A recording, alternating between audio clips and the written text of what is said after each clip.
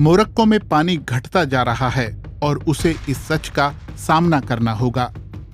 उत्तरी अफ्रीका के इस देश में खेती एक अहम उद्योग है, इसीलिए अब यहाँ आधुनिक सिंचाई पद्धतियों में निवेश किया जा रहा है।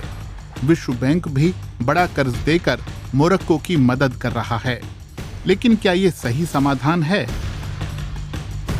और इस साल सितंबर में आए भूकंप से देश पर क्या असर पड़ा है? पश्चिमोत्तर मोरक्को का दुकेला क्षेत्र बहुत संपन्न और उपजाऊ है, लेकिन जलवायु परिवर्तन के चलते यहाँ बरसात कम हुई है। हम पहले सिंचाई के लिए नहर का इस्तेमाल करते थे। ये पारंपरिक तरीका था। अब तो नहर काम नहीं आती क्योंकि बहुत सारा पानी बर्बाद होता है। बूंद बूंद सिंचाई यानी ड्रिप इरिगेशन जैसे आधुनिक तरीकों में पानी बर्बाद नहीं होता। 2009 में विश्व बैंक ने दुकेला में ऐसी ही एक परियोजना शुरू की। स्थानीय सिंचाई कार्यक्रमों में सिंचाई प्रक्रियाओं पर किसानों का नियंत्रण होता है। इससे उत्पादन प्रक्रिया तेज हुई है, फसल और उत्पादकता दोनों ही स्तरों पर।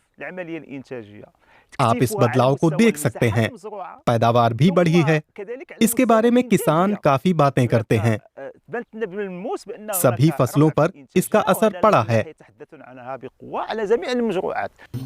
ड्रिप इरिगेशन में पानी मिट्टी के भीतर पौधों की जड़ों के ज्यादा से ज्यादा करीब पहुंचता है। दुकेला में शुरू की गई परियोजना की लागत लगभग $16 करोड़ है। इसमें शामिल किसानों को कम ब्याज पर कर्ज दिया जाता है।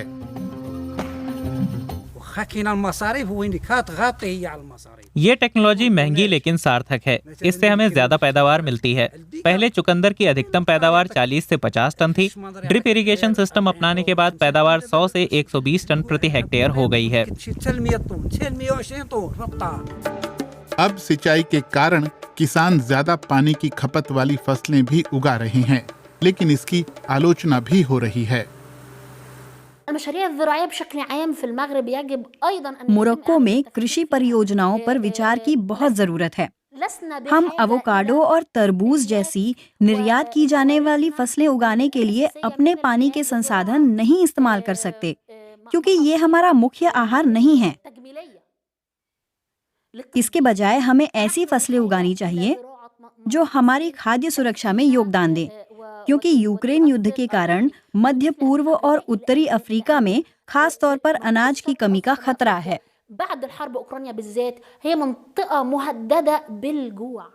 मोहम्मद अब्दुल बलानी देश छोड़कर जा चुके थे क्योंकि उनके पुश्तैनी खेतों में बहुत कम पैदावार होती थी।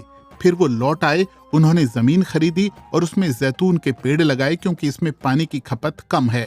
ड्रिप इरिगेशन की प्रक्रिया के आने से पहले पारंपरिक तरीके से खेती की जाती थी और तब लोग बाहर चले जाते थे। मैंने भी ऐसा ही किया था क्योंकि खेतों में पैदावार नहीं होती थी। फिर जब ड्रिप इरिगेशन का चलन आया तो बहुत सारे ग्रामीणों ने यहीं रुकने का फैसला किया। औरों को भी लौटने, अपनी जमीन और खेतों में निवेश करने की प्रेरणा मिली और इससे हमारे बच्चों में भी खेती का काम करने की इच्छा जगी। ड्रिप इरिगेशन के बाद भी मोरक्को में सबसे ज्यादा पानी खेती में ही इस्तेमाल हो रहा है। भूजल भी घटता जा रहा है, इसलिए आधुनिक सिंचाई टेक्नोलॉजी और विश्व बैंक के प्रोजेक्ट फिलहाल मोरक्को के कृषि उद्योग के लिए अस्थायी समाधान हैं।